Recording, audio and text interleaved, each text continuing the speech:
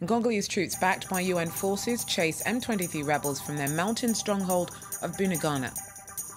Also, for the first time since 2002, Tunisian authorities face suicide bombings.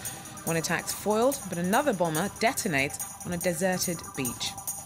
And diplomatic tensions between Luanda and Lisbon could cost Portugal dearly after Angola rejects accusations of corruption. Our correspondents say some Portuguese living in Angola think Lisbon should back off. First up, though, it's another victory for the Congolese army. Troops on Wednesday captured Bunagana, the main base for the M23 rebels they've been battling in Eastern Democratic Republic of Congo. Now, the latest outbreak of fighting broke out last Friday, but backed by the UN peacekeeping mission MONUSCO, the Congolese military appears to have succeeded in its major offensive against the insurgents. Meanwhile, representatives from both the Congolese government and the M23 are trying to revive stalled peace talks aimed at ending the 20-month insurgency. While MONUSCO chief Martin Kobler tells us more about where things stand. I think the military success must be followed by a political success. I'm convinced that the military victory alone will not succeed to bring a political solution about. One has to go back to the negotiation table now, because it's very important that the M23 ex-combatants then will be integrated into civil or military life here in the eastern DRC and in Congo. So are you confident in Kinshasa's commitment to these peace talks? Because it looks like the M23 are very much on the back foot. Why should Kinshasa be speaking to them? Well, the negotiation teams never left Kampala. This has been going on for 10 months now, since December last, with a Ugandan facilitation. And I myself was 3 or 4 times in Kampala in order to talk to the negotiation teams. There was the initialing of a partial agreement a week ago, where all the 5 envoys on the Great Lakes, Mary Robinson, the Special Envoy of Secretary General, myself, the American, the AU, and the EU special representative who are present. But time was too short, and there was only a partial agreement signed, and the fightings broke out, and I'm very confident everybody goes now back to the negotiation table. As I said, the military success has to be followed by political success. There is no military solution alone. Martin Kobler, there, the head of the MONUSCO force backing Congolese troops in Democratic Republic of Congo. Moving on, diplomatic tensions between Morocco and Algeria over the issue of Western Sahara have come to a head. On Wednesday, Rabat recalled its ambassador to Algeria in response to President Abdelaziz Bouteflika's criticism earlier this week of Morocco's human rights policy in the disputed territory. Now, Algiers backs the area's pro-independence movement, the Polisario Front. Morocco annexed the former Spanish colony in 1975. Now, the move's never been internationally recognized, and though Rabat offered Western Sahara autonomy, the conflict remains unresolved. Well, Leonard Vincent is in Rabat. He joins us now. Thanks very much for speaking to us, Leonard. Now, Morocco must be feeling particularly sensitive about Western Sahara right now. The UN Special Envoy to the area is presenting a report to the Security Council today. Yes, Christopher Ross, the UN Special Envoy, was in Rabat and Algiers and Mauritania 2 weeks ago and last week. He tried to renew the dialogue between the Polisario Front and the Moroccan authorities. These talks have been stalled since last spring. There is no specific indication on what he has been talking about, or if he has a new scenario that he can propose to the parties. But it is likely that he is trying to come in with a new kind of approach of the situation. Now, you must put the latest events, Morocco calling back his ambassador, into this context of worldwide negotiations between Morocco, Algiers, and the Polisario Front around the future scenario and the future for this region. Thanks very much, Leonard Vincent, there for us. Now, they're the first suicide bombing bids that Tunisia has recorded in a decade. Security around hotels in Tunis has been stepped up after a suspected Islamic extremist blew himself up in a hotel in the resort town of Sousse on Wednesday. Just half an hour later, another man was arrested in a nearby town as he was believed to be preparing to bomb the tomb of independence leader Habib Bourguiba. No one was killed in the successful explosion as the bomber was chased from the Riyadh Palms Hotel and he detonated on a deserted beach. In Egypt, security forces fired tear gas at crowds of protesters who gathered to denounce the earlier arrest of another Muslim Brotherhood leader. Essam El Arian was taken into custody following a raid on an apartment in New Cairo where he was hiding. He'll now be detained for 30 days, accused of inciting murder and unrest. Essam El Arian, a deputy leader of the Freedom and Justice Party, the political wing of the Muslim Brotherhood, was arrested early on Wednesday. Almost all of the Brotherhood's top figures and 2,000 of its members are now behind bars. El Arian's detention quickly sparked a protest from students and supporters of the Islamist movement and ousted President Mohamed Morsi outside of Cairo's Al-Azhar University.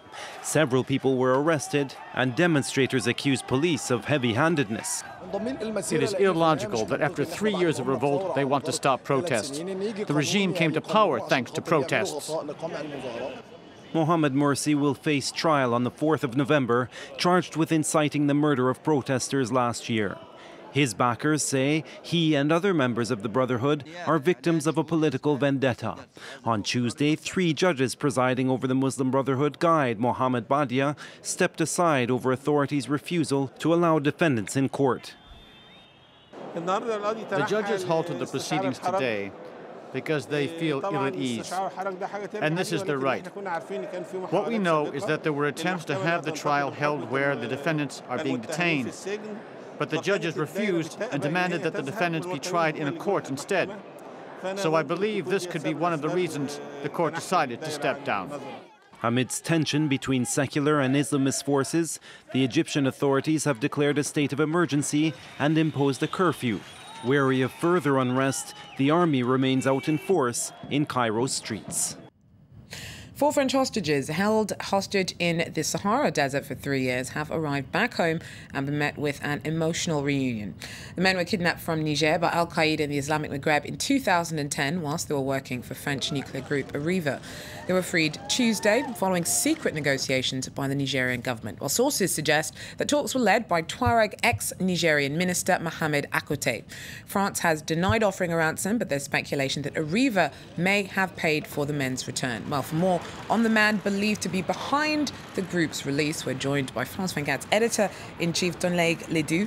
Now, Donleg, Akoute now works for Arriva, and he's very well respected in the region. Clearly a very useful man to have around in a situation like this. Oh yes, definitely. He's a former rebel Tuareg. He's a Tuareg from a tribe that is very... many members of that tribe actually live in the eastern part of Mali, where the hostages are believed to have been held.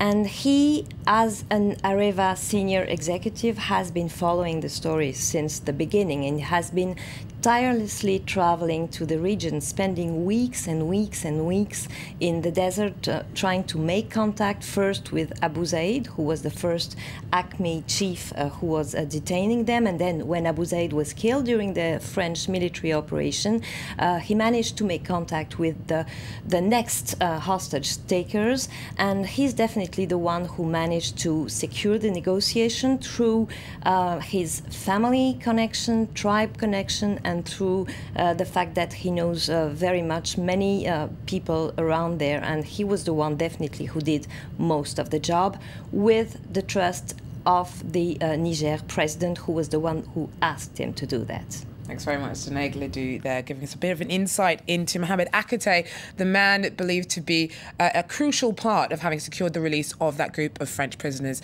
taken 3 years ago. Now, after spending decades forging close relations, the temperature between Angola and former colonial power Portugal has recently taken on a distinct chill. Earlier this month, Luanda broke off plans for a strategic partnership, accusing Portugal of labelling Angolans as corrupt. It's a move that Portugal can ill afford. Our correspondent sent us this report.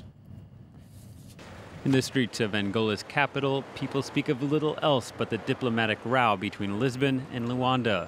In a speech to Parliament, the president did not hesitate to settle the score with the country's former colonial power. With Portugal, unfortunately, things are not going well. There have been misunderstandings at the highest level of the state, and the current political climate does not encourage the implementation of the previously announced strategic partnerships. Everybody from the deputy president to the attorney general have been on edge.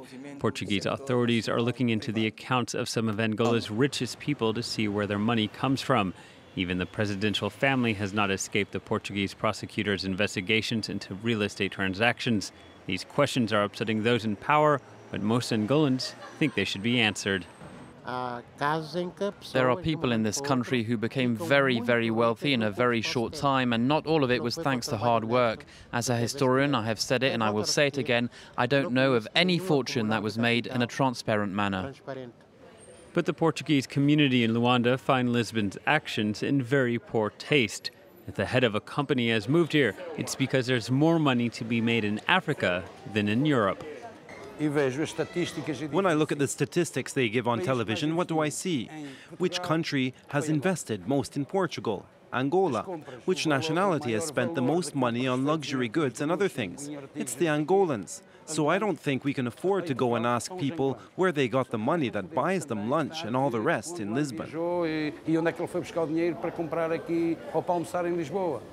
There are more than 200,000 Portuguese who have settled in Angola. They are the first to benefit from the spectacular reconstruction of the former colony, and they know it's not in their interest to upset the people. That wraps up Africa News from me, but I will be back with more tomorrow night. Thank you for that, Georgia. Thanks a lot. And do stay with us, because I'll be back after a short break with more international news.